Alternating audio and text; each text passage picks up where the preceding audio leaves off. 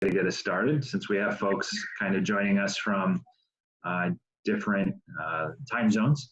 My name is Mike. For those of you who weren't here with us yesterday, this is my wife, Jody. Good day. We also have Jackie Stavros on with us. And yesterday, Sherry was with us and she had a pre-existing appointment, so she won't be joining us today. But she, I'm sure, will be reviewing the recorded Zoom, which will be posted on Facebook. And she'll be up to speed with us and providing whatever support she might provide thereafter. And if you were with us yesterday, we made mention that today is my husband's birthday. Oh my goodness. Be surprised how difficult it is to find a birthday man shirt instead of birthday boy. So I couldn't find one, so he's not wearing that today. And I just don't know how to use my Cricut good enough to make something like that. So, well, I think this is the time where everybody can unmute and say happy birthday, Michael, and then remute. But happy birthday, Michael. Happy birthday, Michael. Happy birthday, Michael. Happy birthday, Michael. Thank you, thank you, thank you. and that's all I'm going to get away with there. So. Yes. Well, yes. we are your gift for your birthday. So take it over, Michael. Absolutely. You know, I don't often spend my birthday with so many people in one place. So this is really neat. Folks, I'm really excited for us to be back for day 2 on reinventing connection with students and parents, and a project of the Conversations Worth Having community, if we can call it that. What I'm hoping that you might do, if we'll take just a second or so, if you were with us yesterday, or you watched the Zoom recording on Facebook, because that you were with us if you watched the recording, would you, we'll try a little trick. I had a professor in grad school who used to say we'd have to summarize research articles in 1 sentence of 3 words or less. And I usually was pretty successful, except she would say, that's not a sentence. But outside of that, so if you want to give us a 3 words or less reflection on what your experience was or takeaway was from yesterday, if you want, you could throw that in the chat box. Make sure you change the setting to presenters and participants, or just the presenters will be able to see it. And if you weren't with us yesterday, please share where you're from. So we'll kind of get an idea of who is with us and has a takeaway, and who's joining us for the first time. I'll give you a minute to do that if that's okay. There, you're on the first draft. Fantastic. And I see Kansas. I went to grad school at K-State, so not sure how close you are to the Little Apple. But Well, hello in Ghana. yeah, fantastic. That's where my old boss Peter was from. Was That's from right. Ghana. Yeah. Yes. So wonderful, wonderful. Great virtual energy. Yeah, right. Yeah, great virtual energy. Let's try. Joe, you were going to try or share a little bit about a check-in. So yesterday we did a check-in of how you're feeling, and Jody was going to share something she does in her classroom. You don't have to type this in, but I think a great way to foster connection. So take it away, dear. So I teach 4th grade, but I'm still, that teacher that has the carpet in my room, and we do morning check-ins. And one thing I started this year was these 3 questions. We sit around the carpet and we greet each other. I pick somebody to start. They go around and they say, how are you feeling today? What's your goal for today? And who can help you today? And we go over these rules, and so my students know that the who can help you doesn't have to be related to helping you with your goal. But what I really love about this, and what my students love, is, it gives them a new opportunity every day. So in a normal school year, 180 opportunities to identify an emotion, 180 opportunities to state a goal, something that they can work towards and accomplish, and 180 opportunities to identify a resource in or out of school. And I know several of my students are continuing that at home at that time, and I'm still doing that in my Google Classroom. So this comes from Sandy Bloom with the sanctuary model. So if you wanted to look into that a little bit more, but kind of gets them into a mindset where they can feel connected. Yeah. And I think Dr. Bloom did a lot of work in the Philadelphia school system. I'm not certain of that, but we have a lot of folks from PA. So for those of you who are and who are interested, the last name is Bloom. So if you want to look at the research, I think that'd be a fantastic. I really like this. I thought it was, you shared a kind of story with me of a parent, trying to get the questions. Sorry, what questions am I supposed to ask? Hey, slow down. Slow down. I've never heard these before, but really kind of fostering greater connection between the child and the parent as well. And I had just a great success story. I have an emoji word wall up in my room to help them identify. And, I had a student that in the beginning of the year would take that as an opportunity to kind of list off every negative emotion that student could find on the word wall. And came about Christmas time, we, that student started to identify some real positive ones. So you could see that little bit of shift in mindset, which was fantastic. There are organizations that use these at the start of every meeting.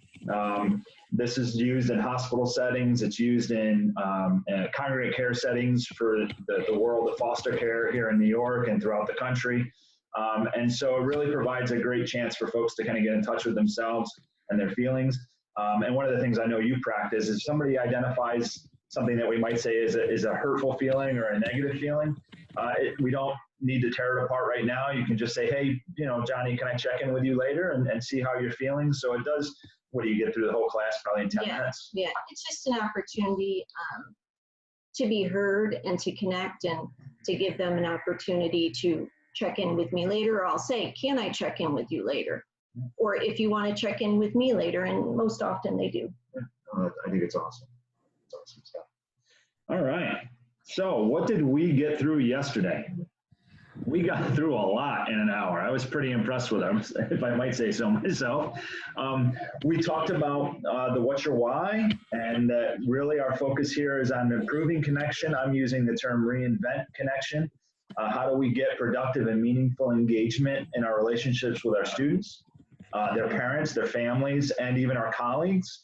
We talked a little about the mind science of connection and the way that hormones are released based upon our desire to connect or our desire to protect. And we want to move from protect to connection, and that those are two different mindsets. Practicing pause, expanding that 0.25 seconds. There you go. Yeah. Pause, breathe, and get curious, right?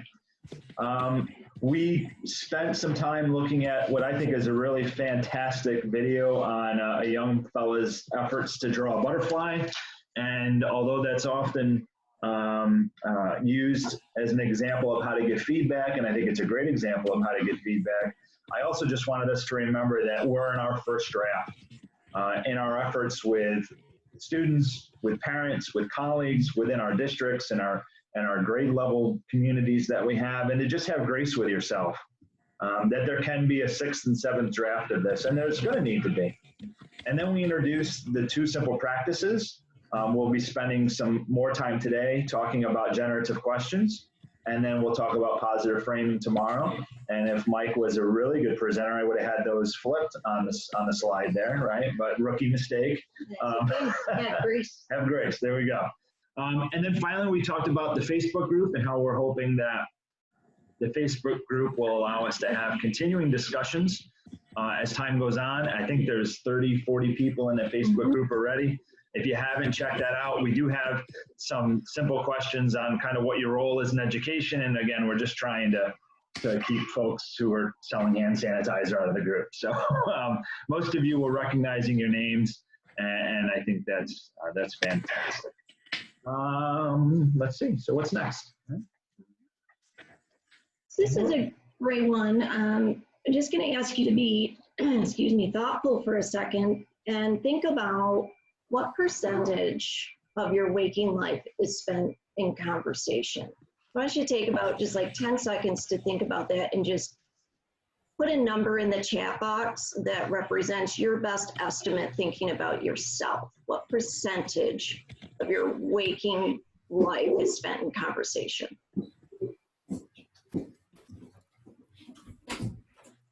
Wow. Seeing some 85s.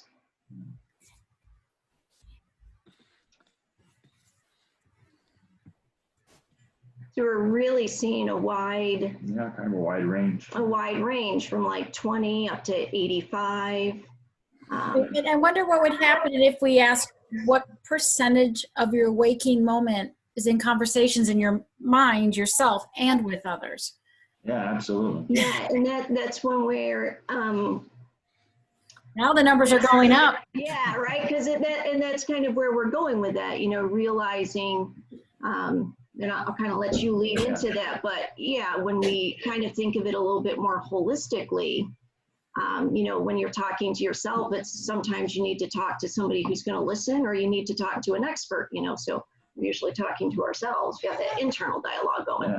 Before we go further, Michael, could you remember what is the official name of the Facebook group? There was a question. The official name of the Facebook group. Oh goodness, we do have it on the last slide. Okay, don't worry, it's on the last slide. It's Congress CW. I'm on it. I can tell you. Yeah.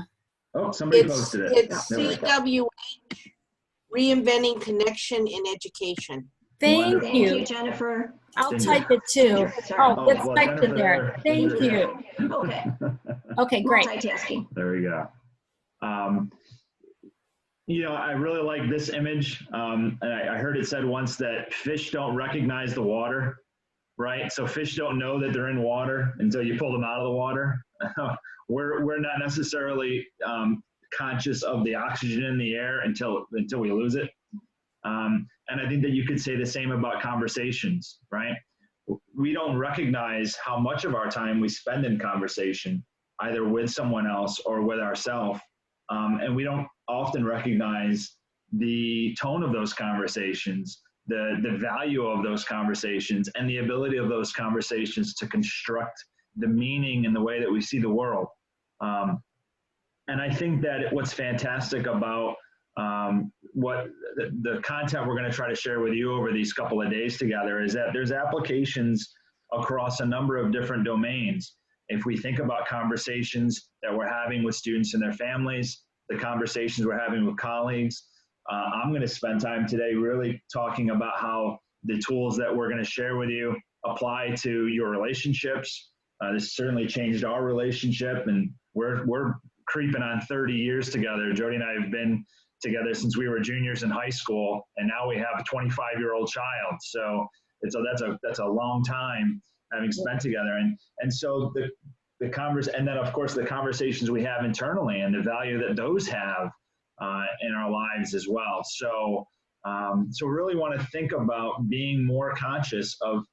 It is probably 99, 100%. I wish there were times I could turn off the internal dialogue, right? But it really is almost 100% of our waking hour. We're in some conversation with somebody, even if it is that really important person inside your head. Right? And I do think that's important. And we're in this time where, some of us are in a different communication mode with our colleagues, our students, their families, so we can take this time as an opportunity to be more thoughtful and to practice some skills, because when we type something out in an email or whatever, we can kind of look it over and have that moment to make sure it sounds the way we want it to, where if you're in a actual conversation, that 0.25 seconds goes by really quick. Yeah, it does. So it's an important skill.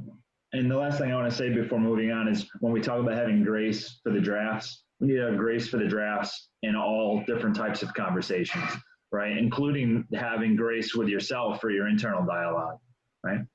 I do want to make a quick connection to appreciative inquiry. We talked about this a little bit yesterday. We'll be jumping into appreciative inquiry throughout. It really is the foundation for the conversations worth having community and the conversations worth having movement that we would like to be a part of and have you be a part of with us. Appreciative inquiry isn't rocket science. It really is just taking the two words, being appreciative and looking for, getting curious and searching for what kind of generates meaning.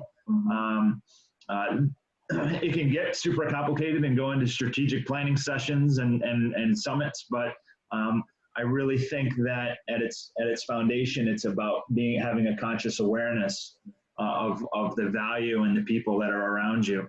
I think that sometimes we stumble upon appreciative inquiry, and I see that really in the way that our community and many communities are handling the school lunch crisis and the food crisis that's been created by the COVID-19 epidemic, and that we very quickly moved from well, we can't close down the schools because our children get to maybe their best meals of the day at schools, and the county departments of social services are going to be closing down, and people are going to be laid off, and they're going to have and we very quickly had to move past that and into what we would say is an appreciative mindset of, okay, how do we use the existing resources we have? How do we get children the food that they need, using the mechanisms that we usually use?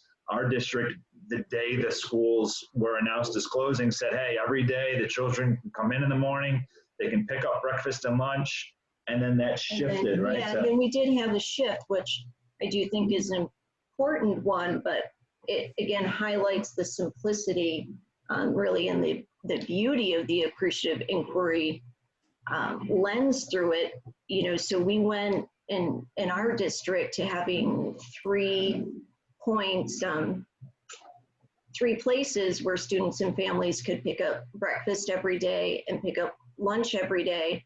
And then we very quickly shifted to, let's do that every other day, recognizing that some students may be taking themselves there, or recognizing that some of our families may find it difficult to get out every day. So we're going to do that every other.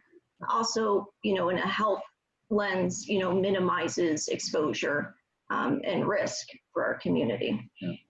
Yeah, and so what we want to talk about is that having an appreciative and an appreciative inquiry mindset is really about looking for the resources you have, the how do we meet needs, how do we ask questions that allow us to meet the needs. And as we look at reinventing this connection with children and families and our colleagues, we really want to develop that mindset. What we want to share with you today is that there are conversational skills that support a purposeful application of appreciative inquiry and a purposeful application of conversation worth having. And so we're not just relying on the times we stumble upon an outcome, but that we can be more directive in working towards those outcomes.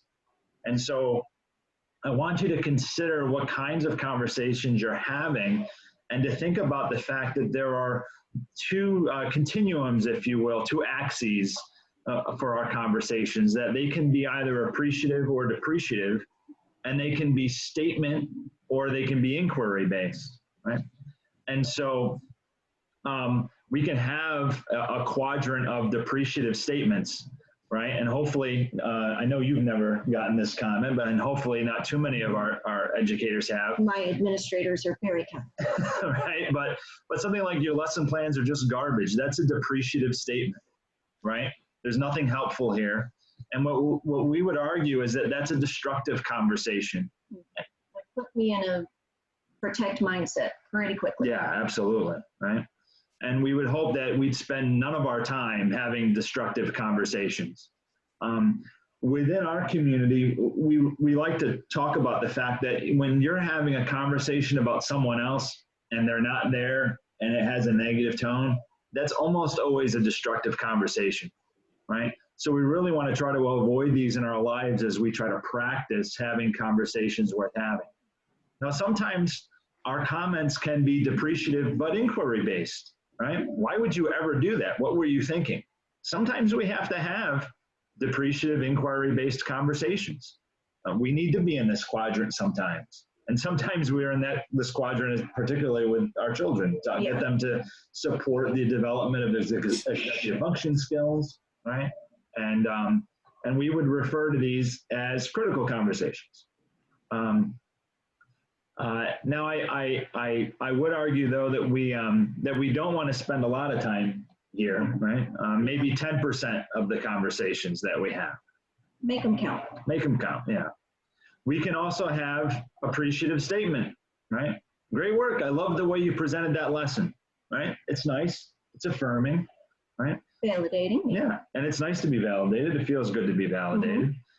I think that some folks might even argue, hey, you know, if we could just be positive and reinforcing to one another, that would be fantastic.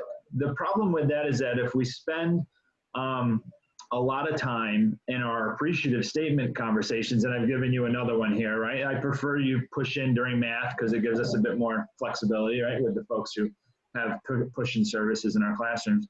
The problem with only having appreciative statement-based conversations and living in this quadrant is it can start to feel a little bit artificial, like the person who always has something nice to say, right? And even though it's an affirming conversation, it might not be as helpful as we might think, especially over the long term. And so what we would suggest, and what we're going to be looking to give you some tools on, is how to have appreciative and inquiry-based conversations, right? So an example of that is, you know, what ideas do you have for meeting the needs of our students? It's appreciative because it recognizes the value of the individual that we're having a conversation with. I'm not going to ask this question of somebody I don't value them, right? But I'm also moving beyond I love that you always have such great ideas, to you know, what do you think? How do we meet the needs of our students in this changing time in a way that is pushing us toward greater inquiry, right? And we'll talk about in another minute or so, but these are questions that we don't necessarily have all the answers to. And when we're having conversations and they include the questions that we don't always have the answers to, then we're having a conversation worth having. And we're using generative questions to move into conversations worth having. Now, I know I'm just going to acknowledge what you all are thinking when you first see this slide, and that is, how did you persuade Captain Obvious to come away from his lucrative agreement with hotels or booking.com and hotels.com and make a slide for us? You know, what I do love about what we're working with is, again, the simplicity. And yes, some of it is obvious, but we're moving past that obvious nature and into a skills and a strength-based format. Yeah, I think the real value of what we want to present to you today isn't the encouraging you to have a positive tone and to be engaged and come with energy and have a positive direction. You're doing that in a good portion of your life, particularly if you're an educator who's invested in your work. The value of what we're going to spend time with you talking about, and I hope you're getting that value already, is how do we move from how do we use these skills to move into this direction when we're in a depreciative environment or a negative interaction with someone? How do we get to positive tone? How do we become engaged? How do we communicate energy? That's the difficult piece. When we're not already there, how do we move from a depreciative to an appreciative, or how do we move from protect to connect? Yeah. And that really requires you to be intentional. Exactly. Again, requires that practice. So I'm going to just challenge you for a second here and give you some time to think. I would love if you felt comfortable sharing in the chat box, if you could give any examples of where or when you would want to be intentional in a conversation or in setting that tone or in trying to shift it. So I'll give you a second to think and type if you're so inclined.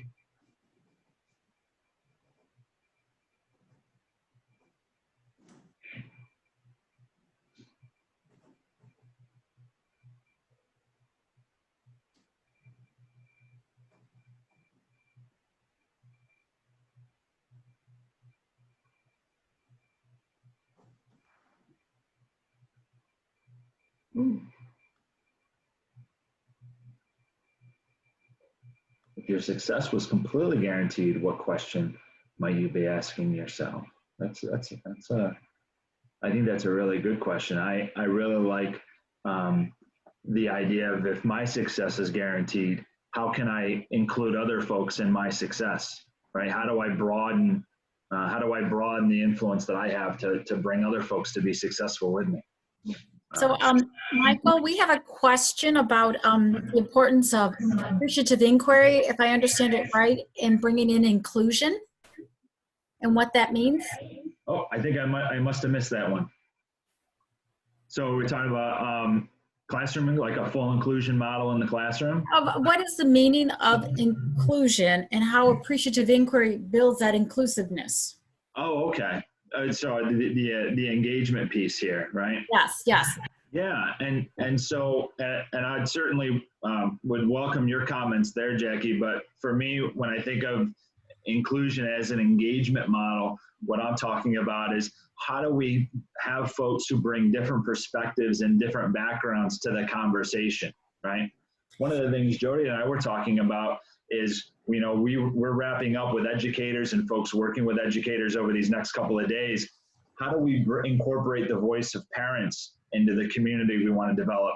How do we incorporate the voice of our students into this community, right? Because if you think about it, each one of those groups of folks are bringing a different perspective on reinventing connections with students and parents. And then within those groups of people, you have different people groups, you have different experiences, you have different cultures, backgrounds, right? Yeah, and so many variables. Really and I would add, when I look at inclusion, I have two viewpoints. Appreciative inquiry, because it asks you to bring representation of the system in, you want to make sure the inclusion is when you invite people. I might say, you know, Alfredo, I haven't heard from you. Would you please, it's inviting all voices to the conversation that are in the room. The second part about inclusion, and I've done this with groups, is having a conversation with the people in the room. What does inclusion mean to you? What does inclusion look like?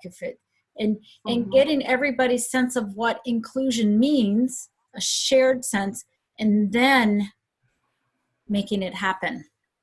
Yeah. So this really great question pop up. Whose voice is missing here right now? And asking that.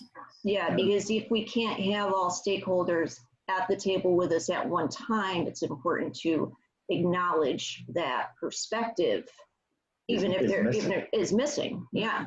And even now that you folks are learning this, you can pause and say, these questions that you have here in the chat, which we will make it available, but when you're in a meeting, you can say, who else is missing? Who needs to be part of this decision that's not here right now? And actually making the implicit explicit. So that was a great question. Yeah, it sure was. It sure was. And if you think about it, as we talk about generative questions over the next 15 minutes or so, there are questions that fit each one of these categories, aren't there? I mean, Jackie, you just gave us some great ones for inclusion. And if we broaden that to great questions, we might ask about engagement. But, you know, positive tone, energy, positive direction, and other domains of organization and learning and reinventing, that for which there are almost countless questions we might ask as we seek to kind of expand what this means. Right? And so I think it's really about how can we be intentional, and how can we foster a community of learners where it's more than just a couple of folks asking questions, but our entire community asking these questions in each of our individual communities where we're located, and that's world changing. You know, not to sound you know, too kind of up in the clouds, but I think that's world changing. Well, I think, you know, it ties into yesterday. We had that comment, you know, that was it like the macro movements start with the micro gatherings, or I'm totally messing that up, and I apologize. The micro practices can start a macro movement. Thank you. Yeah. See, I was getting there. You were dang close. Didn't have enough coffee this morning. All right. Yeah, so great discussions, great questions. I hope you keep them coming. And Jackie, I'm so grateful you're on top of the chat box so that people feel affirmed. And I kind of go back and find a question. So you guys move. You're doing great, and I'm chatting away. Awesome. So you saw this slide if you were with us or watched the recording yesterday, that what we would suggest from our review of appreciative inquiry is that there are two simple practices, and that they really do feed one another. And that today we're going to take that look at generative questions. And so let's get right to it. All right. So when we think about a generative question, we're really thinking about the questions that we don't have the answers to. Now, I know as educators, and I didn't share, but I spent a lot of time in the classroom, goodness, almost 10 years as a college professor. So I know about asking questions and leading my students to where I want them to go. We also know from the research that a lot of the questions that we ask, we tend to rely on the student's recall, right? And I know that there's a great book that I'm in the middle of reading called The Questions Are the Answers. And in it, it cites a study that they did that on average, we give our students about 1 second to respond to our questions. And because we only give them 1 second, they only have a chance to give us things they have memorized. Because you need about 3 seconds to begin kind of kickstarting the creative part of our brain. So if I only give 1 second, it's got to be recall, right? But that's not what we're talking about when we're talking about generative questions. We're really talking about what are those questions that we don't know the answer to. Maybe we have some ideas, but we recognize we don't know the entire answer. It's also a lot different for those of you coming from a therapeutic background. We're not talking about something like motivational interviewing, where we're asking questions about the person's life to kind of get them to move toward a desired state that we'd like them to be at, something like, moving toward recovery, which is certainly very valuable, but also we're not talking about generative questions there. We're really talking about those questions that we might ask that invite connection and innovation and creativity, that invite that variety of different perspectives and that recognize, hey, what is it that we're missing? What is it, who is it that we don't have involved? Or what are the perspectives that we might be missing, okay? And I think we're finding a lot of generative questions among educators right now as we struggle to figure out how to continue the school year while everyone's at home. And, even my kids talk about this is a great vacation, right? Well, this can't be a great vacation right now because we still have a lot of learning to do, right? I want to let you know that there's an element to this that is internal. There are questions we can ask ourselves as we try to get into that appreciative and inquiry quadrant in that graph I showed you, or that chart I showed you just a couple of moments ago, that we can prepare ourselves to think more creatively. And that I would also say that these are also great questions to ask in a group setting where folks, maybe on a Zoom group setting now, where we have folks who are like-minded, to think about, what assumptions am I making at the moment? What helps people feel connected when they're not present with one another, right? And I really like, this was a suggestion from one of our colleagues, what resources do homeschoolers use that we might even use now? How do they find themselves an ability to structure learning, right? There are folks who are really adept at doing this type of thing, and the overwhelming majority of them are parents who have taken this on. So how do we partner with parents? I also want to say that there's a real personal piece of this as well. In your relationships that we have with our children and our relationships that we have even as a couple, right? For me to challenge my own assumptions when I'm interacting with Jody or our adult children or our 5 and 7-year-old. I know that we said yesterday we have 5, 7, 18, 21, 22, and 25. So a lot of different we're all over the place. Yeah, we kind of joke around. We had 4 kids and it was so much fun. We added a section, right? So, but how can I think about the assumptions I'm making about those conversations as well, right? Kind of recognizing that you can't know what somebody's thinking and feeling, and also for us in a personal application, especially with the younger two, trying to train them, for lack of a better word, to be thoughtful and purposeful and have that internal dialogue where they can have the words to share what it is that they're thinking and feeling and how they feel comfortable connecting. Yeah. And then, Jode, I wanted you to get a chance to talk about shifting conversations as well. Yeah. So, I mean, you know, the questions are up there. There's just some things that we kind of came up with as a starting point. But what I really love about generative questions and the conversations worth having is that with practice, being intentional, you know, we can use generative questions to interrupt a depreciative conversation, or meeting, or group text, or, you know, Facebook thread. And we can do that in sort of a cloak and dagger sort of way, where, you know, others may not really realize that you're trying to shift the tone, but it's our Jedi mind trick. Yeah. This is not the tone you're looking for. You know, and I think it's one of those things we have to acknowledge during this time is that we could either be in that misery loves company, you know, mindset, or we can use this as an opportunity for growth, and to challenge ourselves, which is where we're going with this reinventing the connections. This also just has, you know, that personal application, you know, questions to shift the conversation. We did that last night. Yeah. We had an interaction last night where I said to Jody, I said, listen, I'm really feeling like I'm going to protect in the way that you just responded to me. You know, can we have a redo, right? Can we have a redo on that so that I can connect with you further?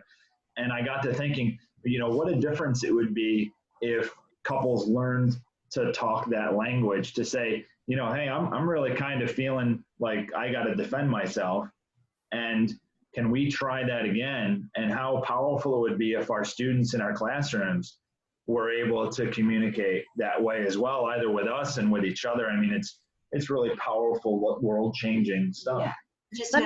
Let me just add, there's a question that keeps popping back, if we could address, about how do you speak to professionals who are in crisis right now, and how do you help unemployed or folks on public assistance with generative questions? And if I may, you know, I was thinking about that because I saw the question. Remember that a generative question allows you to deepen understanding. So you have to ask the person you tell me more about how you're feeling. And then we're going to talk more about the flip tomorrow, but how do we help somebody after we hear their pain, we hear their fear? How do you begin to ask a question?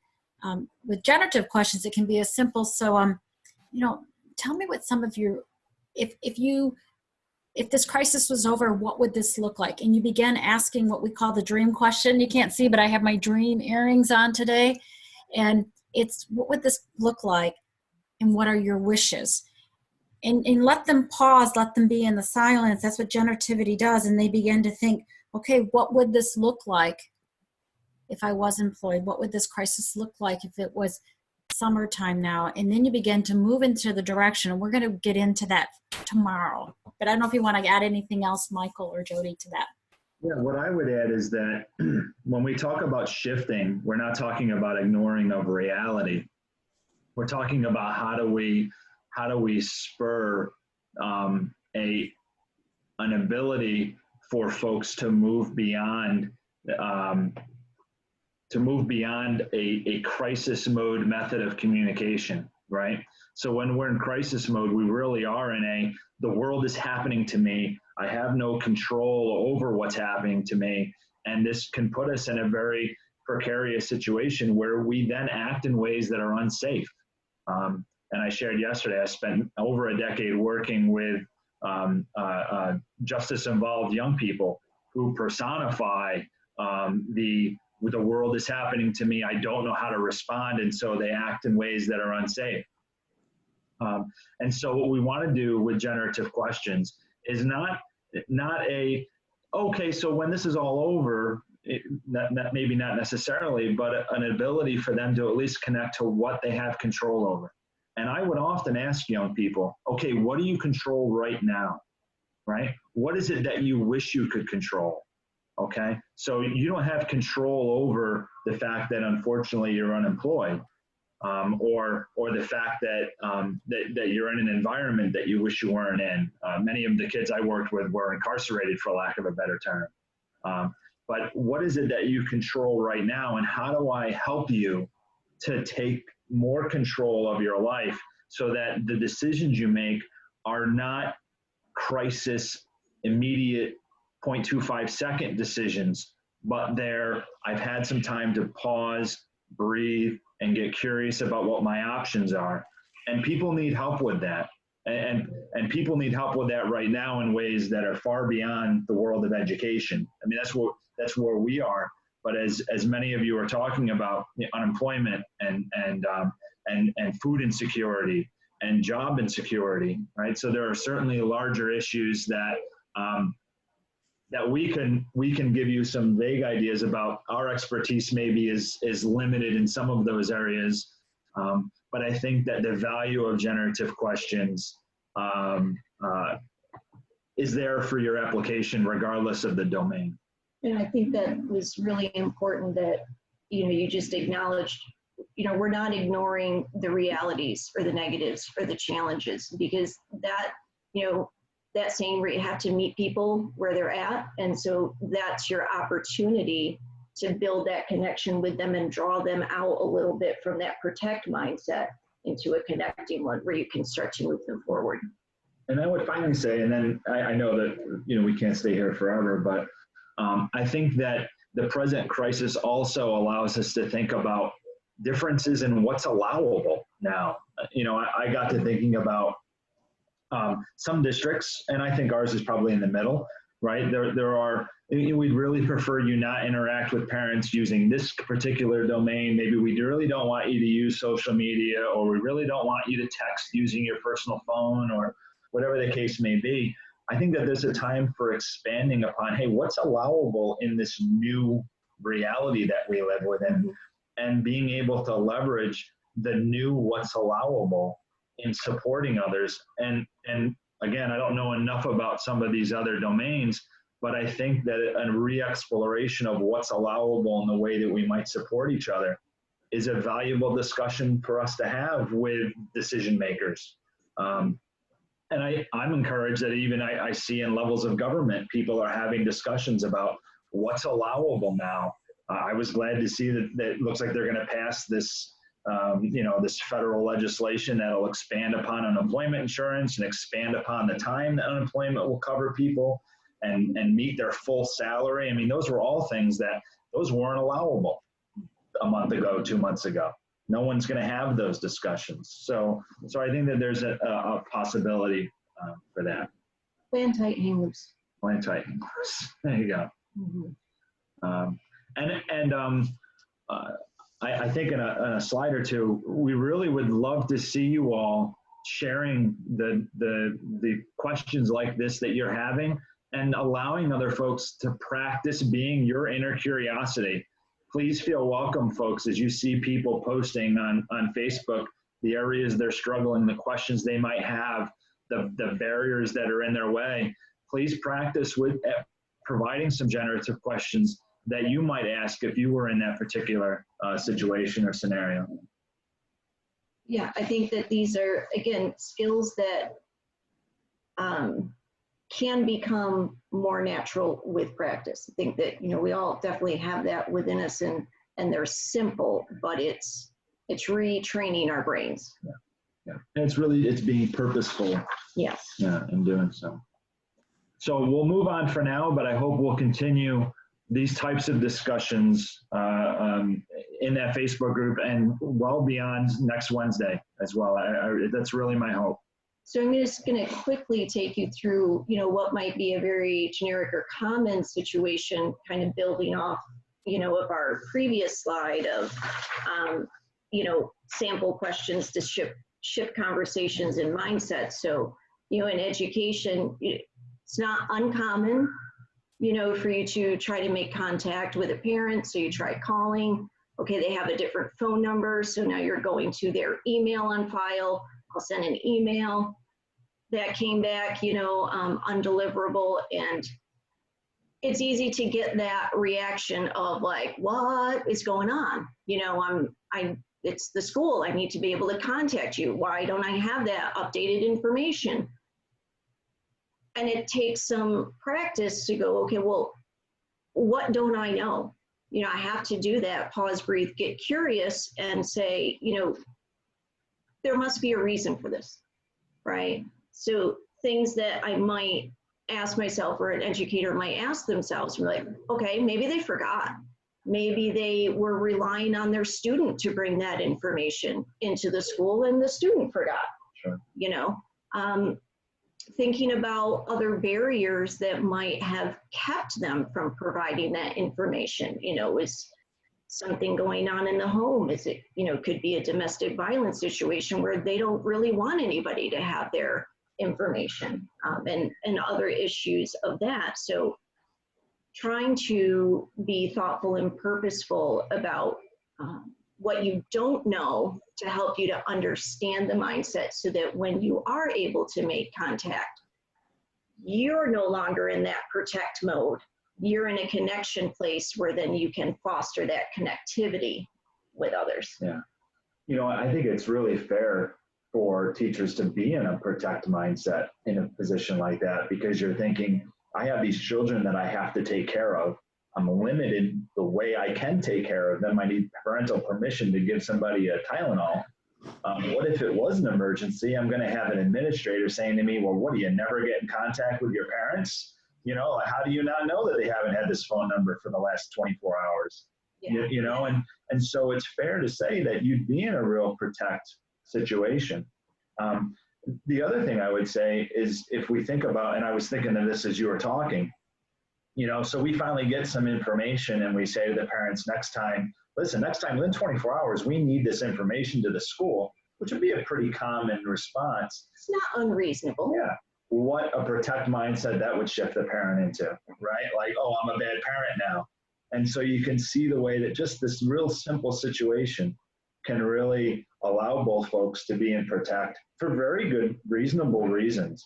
But how that situation or that conversation might change when I finally get in touch with that parent and I say, wow, I can't imagine what must have been going on for you, that, that there was this interruption and we didn't know how to reach you, and whatever that is. And hey, maybe I don't even need to know, but, how can I help you in the future if this were to happen again, to be able to get that information in case we have an emergency, and how just that different way of presenting it,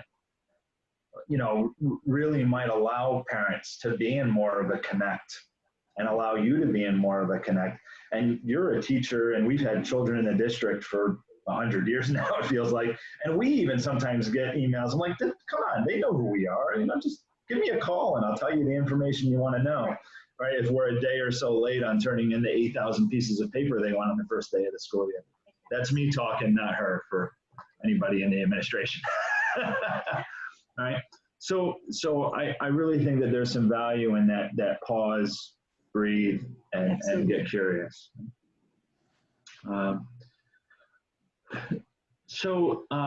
Questions that I'll be posting in the Facebook group. So we won't try to do this now so that we don't run out of time, but I'm hoping that you'll think about a challenge you're having now, or one from your past if you'd rather, if you'd prefer to do that, and to consider sharing what that is, and then for you to think about what generative questions you might ask. And like I said, I hope that others will consider, playing the role of that inner curiosity and thinking about what questions might be asked, and how we can ask generative questions again that aren't leading, and that work to bring in perspectives that maybe we're not considering. I think that can be really valuable within this community. I think what you'll find is that there are questions that you're really comfortable with. I always tend to fall back on asking, what does that look like for you? Because that's what's comfortable for me. Some things feel kind of phony for me, so you'll find language that you're predisposed to, and I think that's okay. Yeah, and I can validate that. He does use that one a lot. But it works, and it is very natural, and comes from a great place. So, I think this is important to, sometimes it's easier to kind of practice on others while we kind of take that time to shift our own mindset. So like you're saying, you know, play that inner curiosity for other people. Sometimes it's easier to kind of take that step back and recognize things that you can do for others from a helping standpoint. Yeah, absolutely. And again, you know, use your discretion on the level of detail that you share. It is social media, but I think we can do a pretty good job of understanding meaning and making connections without every single little detail. So I'm going to say, excuse me. So Alfredo asked a question. Generative questions can also generate hidden assumptions. Please tell me more, and invite other perspectives. And that's the way you ask a question. So if I sense and think something's wrong with Michael, a generative question to Michael would be, you know, so Michael, tell me more about this situation. And then I would let Michael tell me more about the situation. And what else? And then I would probably ask him at some point, I would learn, and we're going to talk more about flipping tomorrow. I would say, so now that I understand, and I would repeat back to him, this is what I heard. Am I hearing you right, Michael? I would say, how do we move forward together to come up with a productive solution? I could say, I could get really defensive, and that would be a critical and take me into destructive. But when you learn about a generative question, you realize, I need Michael to speak up more. I need to hear more from Michael. And you invite that in a way that Michael begins to connect with me. And not only do I move him from protect that we talked about yesterday to connect, I'm actually connecting, and we're both connecting. And that's why it's important that when you see, if you become aware, if you're in a critical or an affirmative conversation, those two quadrants, you move over here into the conversations worth having, so that you are both going back and forth and you're moving forward. Does that make sense, Alfredo, to your question? We have the thumbs up. Yep. Thumbs up. Okay. Yeah, and I think that really speaks to the kind of little scenario that we provided, which is we have really quick assumptions on, you know, we fit people into boxes. And if we take a moment and slow down and we're able to ask some generative questions, we can go, boy, you know, what else am I not considering? What am I missing? If I think a person would, quote unquote, normally act this way and they're not, you know, let me challenge my own assumptions about adding value or taking away value from that person and their behaviors, and instead just seek to understand what's going on for them. Right? Yeah, and so when you ask those generative questions, you're acknowledging that the story you've made up in your own head about what's happening with the other person isn't the whole story. Yeah. And we see some really good questions. Will says, you know, people have to go negative. They need to be able to get the negativity out. And then you say, Will said, how shall we proceed? How shall we move forward? These are generative questions because you don't have the answer and you're willing to ask Will. You go back and forth and you become thinking partners together and conversational partners. And there's power in that, because then Will isn't left to himself in trying to come up with the solution, that now it's two of us, and maybe we can even find a third, a fourth, a fifth person. And there's greater power in our collaboration, and the innovation is even more than the sum of its parts. Right? And that's in Nicole's response is, what I hear that is so powerful is the invitation to have the other person or group create. So you're co-creating your future. And that's one of the key principles of appreciative inquiry. Absolutely. Absolutely. So just for the sake of time, we're going to move on really quickly. I wanted to just share with you some of the characteristics of generative questions. So if we want to begin with the end in mind, if you will. And the only thing I wanted to point out here is that I have value with a capital V here, because I'm not just talking about outcomes. I'm also talking about there being a connection to a moral sense, a character sense, right? That there's more than just what comes from building connection. There's a what I'm about, in that I am a builder of connection, right? So it's more than just outcomes. It's about life practice, and it's about trying to make this part of who you are as a person. And I can tell you, having been working on this this project in particular for maybe a year and a half, 2 years now, just how powerful the outcomes are in my own life as I try to make these values for myself, as I try to be someone who asks generative questions of my colleagues, my students, my spouse, my children. Really, really, fantastic stuff that I challenge you to engage and consider further. These are 2 other questions we're gonna post on the Facebook page. But what I really wanted to say here, and then I want to hand it over to Jackie for the entirety of the 2 minutes. That'll be Sorry, Jackie. we always put Jackie on last because she's the best at wrapping up. Story of my life. I will get you guys out of here on time. I think I do this all the time, right? But generative questions are really catalytic, right? And so we want you to take the time to, again, really practice on exploring and what inner curiosity can you apply for your own, hey, what might get in the way, what support do I need, and for others as well. And then finally to say that if you're trying to do this on a broader level than just your internal application, that Jody and I want to be available to you to help as well. So if you're thinking departmentally, if you're from a university and you're thinking, hey, this is something that we want to incorporate it into our curriculum, that we want to be available to you afterwards as well. So please don't, feel free to reach out to us. I've had a couple of folks I've been interacting with via email, and I'm happy to continue that. We're friendly. Yeah, we're friendly. So with that, I think I've left you 4 minutes, Jackie. Okay, I'm just gonna wrap up the importance of I want to point out that yesterday evening I was watching the news and my heart was very heavy, and I actually felt myself struggling to breathe when you kept hearing about symptoms. And I just always remember Curious George. I pause, I breathe, and I get curious about, I want to watch the news to find out how to help people. So Curious George is really a great metaphor, and he's known all over the world. Second thing I want to do, if you go to the next slide, Michael, please. So appreciative inquiry has been here since 1985, 1980s. And if you were to Google it, you'd come up with 6.3 million answers in 0.25 of a second. So what I want to encourage you guys to do is you could visit the AI Commons, and you could Google Appreciative Inquiry Commons. And I want you to see there's a whole portal, a whole world on appreciative inquiry related resources. And I want to thank the Center for Appreciative Inquiry, both Melissa Robina and Kathy Becker this wouldn't happen if they weren't here to give us this platform to give it away to you guys. So they're not here, but I'm going to post a little bit about the Center for Appreciative Inquiry. And then the next slide is one of my favorite slides. You can go there, Michael. So appreciative inquiry is not about ignoring the negative. It's about seeing the world differently and inquiring into the best of what was and what is and what we want more of.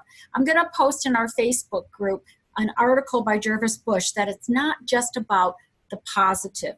And what I want to point out here is in the 1980s and 90s, it was called the unconditional positive question. And when Sherry and I wrote the book, Conversations Worth Having, we really leaned heavily onto Jervis Bush work that it's about generativity, because when you're dealing with desperation, crisis, suicide, and bad things, you can't ask a positive question all the time. It has to be a generative question. And the generative question is one that invites a deepening connection and understanding. So generative questions, it's something new to get used to. And it's something we want you to practice. And if you get really good at generative questions, you organically begin to go into a positive frame with people. And that's the practice we're going to talk about tomorrow.